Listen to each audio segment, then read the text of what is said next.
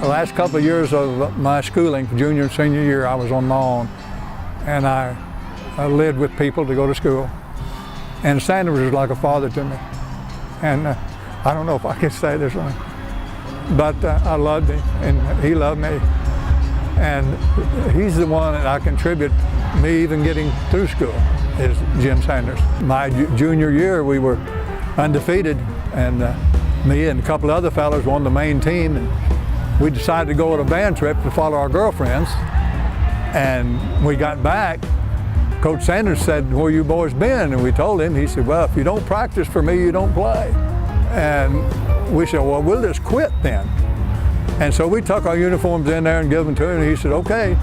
Well, us three guys got to talk. "Oh, he'll let us play. He's just pulling our leg." So we went back to him and asked him if we could get back on the team. He said, "Yeah, but you're not going to play Friday night." And right then our hearts fell to our feet, and we knew he was telling us the truth. And all night long, walking up and down the line, he made us stand beside him, and he would not let us play. But I'll tell you one thing, that was the best lesson that this man ever learned, that always do the right thing and things will work out. Do the wrong things and they won't.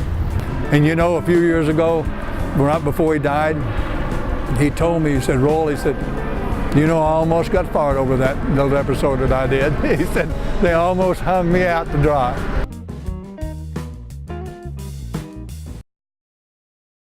You guys might think I'm saying this to say it, but there were so many good people at this school, teachers at positions that absolutely everybody adored. And George Bowers is another one. His character was a lot like Mr. Groves. He was mellow, and when he talked to you with respect, and he talked to you with a desire that you could feel it through them. He's trying to put it in you to get you where you should be. And Bowers was one of them guys. If I'm not mistaken, Bowers was the first and the last FFA teacher ever was at Union. I think he was the only one. I could be mistaken, but I think he was the only one. And you talk about putting boys on his shoulder and carrying them, he did.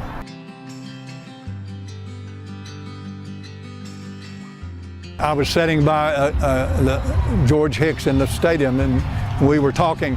He said, "You know, when we were at Union, we were all together. We didn't have a slogan or anything, but we were all together. I have lived it when it was small and poor. Now it is big and grand and great. I can remember back when they were in a growth period and people made fun of Union because they didn't have anything. But they come out in the paper one time and said, you know, Class 3A school with Class C facilities, and making fun of the school and how it is. Nowadays, they make fun of Union because it's got more than everybody else, and they call it college. Union's college. It's a college, not a high school. But you know, everything goes around, comes around. And I am so proud of this school that we almost wasn't, but we are. And we was almost not, but we're great. And it's because of the teachers and the board members and the young people that went to school there. And it's a stick-to-itiveness. I don't know if that's a word or not, yeah. But we stuck with it and it paid off.